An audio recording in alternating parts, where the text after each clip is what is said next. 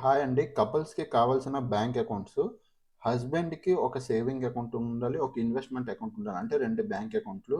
And వైఫ్‌కి గూడా అంతే. ఒక సేవింగ్ అకౌంట్, ఒక ఇన్వెస్ట్‌మెంట్ అకౌంట్. అంటే 2 బ్యాంక్ అకౌంట్‌లు. ఇద్దరికి కలిపి జాయింట్ అకౌంట్ ఒక బ్యాంక్‌లో ఉండాలండి.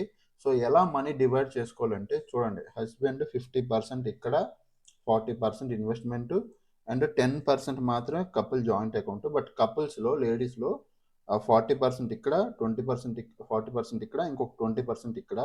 సో, మీరెలా గ్రో చేసుకుంటారంటే మీ అకౌంట్స్‌ని ఫస్ట్ సేవింగ్ అకౌంట్ హస్బెండ్ దాంట్లో groceries, rent, bill, kids fees, EMIs ఇట్లా కట్టుకోవాలి. ఈ 50%లో ఏదైతే సేవింగ్ దీంట్లో ఉందో.